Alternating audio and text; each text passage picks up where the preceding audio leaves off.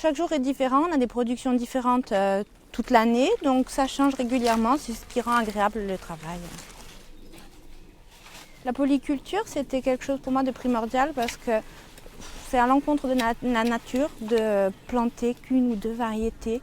En fait, en plantant de tout, la nature lutte toute seule contre les prédateurs et on a moins de pertes et c'est plus naturel. Toute l'exploitation est bio, bien sûr. C'est essentiel.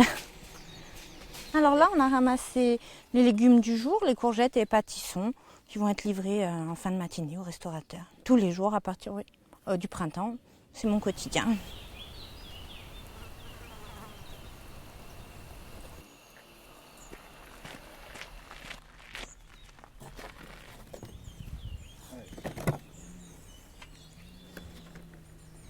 Rien ne me destinait à travailler la terre, mais lors de mes études d'histoire, j'avais fait l'apprentissage de la route des épices et du safran et je m'étais arrêtée sur cette épice assez surprenante et j'ai eu envie de la planter ici. Donc, suite à une maladie, j'avais vraiment envie de revenir à ce travail de la terre et à une vie plus saine. Et je me suis lancée dans l'agriculture et j'ai arrêté mes études d'archi. Quitte à vivre, autant vivre en faisant ce qu'on aime et en étant proche de la terre. Tout le monde préférait que je travaille, que j'ai un métier un peu plus sérieux et plus régulier. Mais je dirais qu'on m'a laissé faire enfin ce que je voulais. Et ça n'a pas été bien pris, oui, parce qu'ils m'aimaient, mais ils avaient peur de la pénibilité du métier. Voilà. Quand on a eu des parents agriculteurs et qu'on sait ce que c'est ce travail, on n'a pas forcément envie de ça pour ses enfants et petits-enfants. Voilà. Je ne peux pas me présenter comme une exploitante agricole parce que je n'aime pas trop ce terme. Je n'exploite rien, je cultive. Je suis plutôt une paysanne. Je travaille ma terre. Elle me le rend bien parce qu'elle me nourrit, mais je n'exploite rien.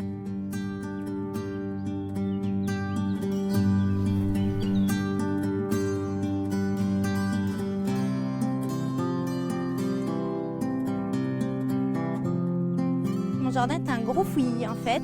Tout est planté ensemble. Les arbres sont mélangés au safran, aux légumes, aux fleurs. Donc on a des fruitiers, on récolte un peu où le produit pousse. C'est pas très facile pour l'organisation, mais c'est sympa, on s'y habitue.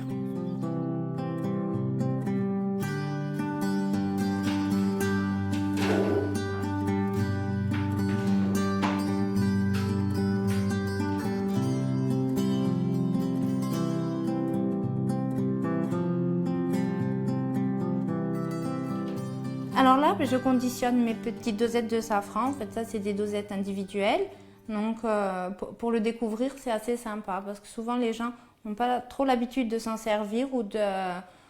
Bon, c'est pas de la poudre, donc il y a un travail supplémentaire à faire d'infusion et les gens n'ont pas l'habitude. Donc, avec ces petites dosettes, ça leur permet de découvrir l'épice et le vrai goût du safran parce que souvent, c'est pas du safran qu'ils mangent ou ça n'a rien à voir, voilà, ni en odeur ni en goût.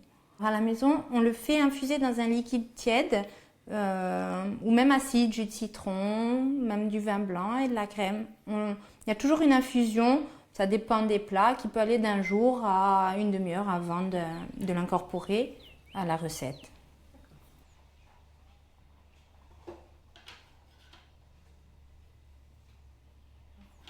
On a créé avec la Chambre d'agriculture et l'Audarc la filière, en quelque sorte, puisque ça fait partie des plantes aromatiques, le safran. Donc, on a dû tout, pas réinventer, mais tout créer. Je suis partie faire un stage sur le continent juste pour voir comment ça se passait à grande échelle, parce que j'en plantais déjà moi-même pour essayer. Donc, j'avais déjà fait tous mes essais et je voulais voir à grande échelle ce que ça donnait. Et après, j'ai appris comme ça, en cultivant tout simplement. Ça a pris du temps, mais on a réussi.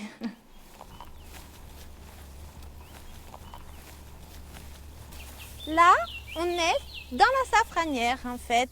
Il faut s'imaginer que sous terre, il y a le safran sous l'herbe et à 20 cm sous terre à peu près.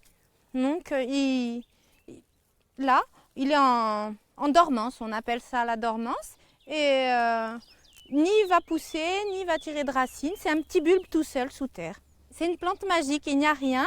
Un matin, on a la première fleur, c'est le début de la récolte. Et après, on a 300, 400, 3000 fleurs. Tous les matins, le nombre de fleurs augmente jusqu'au pic de récolte.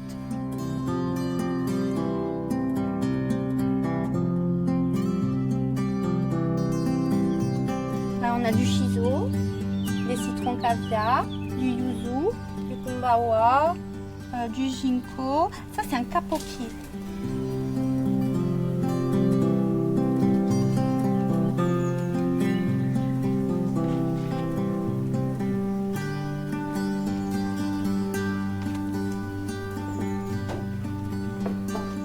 Alors oui, là, c'est en quelque sorte une serre d'expérimentation où chaque graine qu'on trouve, qu'on nous donne, est plantée. Et en fait, c'est aussi pour voir les variétés qui vont s'adapter à la sécheresse et en fait à la chaleur qu'on aura dans quelques années, je pense. Je sais que j'aime ça, je sais que travailler les mains dans la terre, c'est quelque chose qui me plaît, c'est agréable en fait. Et peut-être parce que c'est familial et qu'on est attaché forcément à sa terre. Je suis corse, je travaille en Corse sur des terrains familiaux qui seront ceux de mes enfants. Je vais leur laisser, enfin, ils auront toujours un point de rattachement qu'ils aiment cultiver ou pas, c'est pas le problème, mais il y aura toujours quelque chose qui sera là pour eux. Si c'était à refaire, ben, je recommencerais tout pareil. Je suis heureuse de ce que je vis et c'est ce qui me plaît, donc il n'y a pas de raison que je change.